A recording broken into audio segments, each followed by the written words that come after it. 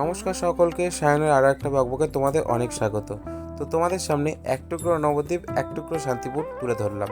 তো কেন এক টুকরো নবদ্বীপ এক টুকরো শান্তিপুর বলছি, তার কারণ এক টুকরো নবদ্বীপের আর এক টুকরো শান্তিপুরের রাসের কিছু দৃশ্য তোমাদের সঙ্গে আমি শেয়ার করলাম। এই ভিডিওতে তোমরা নবদ্বীপের রাসও দেখতে পারবে আর শান্তিপুরের রাসও দেখতে পারবে। তো তোমরা দেখে নাও যে কেমন রাস হচ্ছে নবদ্বীপ আর শান্তিপুরে।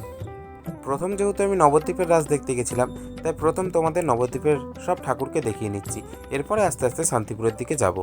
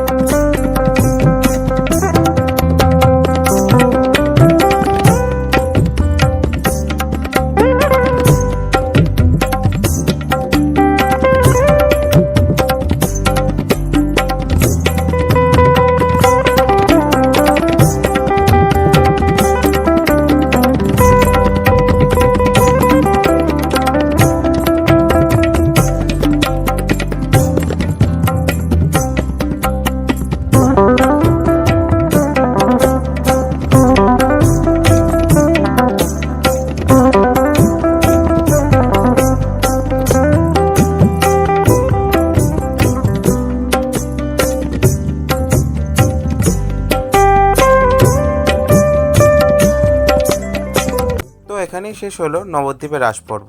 এবার দেখতে পাচ্ছ আলোকসজ্জা নিয়ে শান্তিপুরে চলে এসেছি। আর হ্যাঁ, শান্তিপুরে আমি বিসর্জনের দিনই গেছিলাম। তো প্রতি বছর বিসর্জনের দিনই আমরা শান্তিপুরে যাই, না যেতে পারলে মনটা খারাপ হয়ে যায়। শান্তিপুরের মজাটা একটা আলাদা বিসর্জনে। তো তোমরা দেখে নাও, এখানে অনেক আলোকসজ্জা হয়েছিল। তো বিসর্জনের দিন আমরা যেটুকু পেরেছি ভিডিও করেছি, তো তোমাদের সঙ্গে সেটুকুই শেয়ার করছি।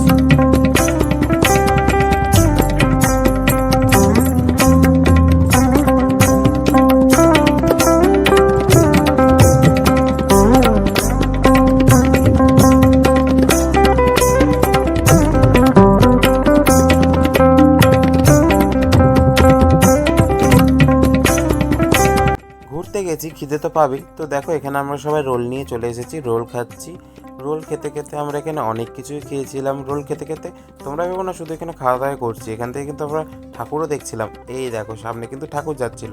এখান থেকে আমরা রোল খেয়েছি, আইসক্রিম খেয়েছি, ঘুগনি খেয়েছি, অনেক কিছু খেয়েছি। আর সেই রাতটা আমরা অনেক মজা করেছি। তো দেখো, এখানে দেখতে দেখতেই রাধাকৃষ্ণ ডান্স করতে চলে এলো। মানে একটা রাধাকৃষ্ণের টিম এখানে এরা বুকিং করেছিল, যেখানে এরা ডান্স করছিল। তো সেটা একটু দেখে নিলাম আমরা। এরপরেই বাজনা দেখে নাও।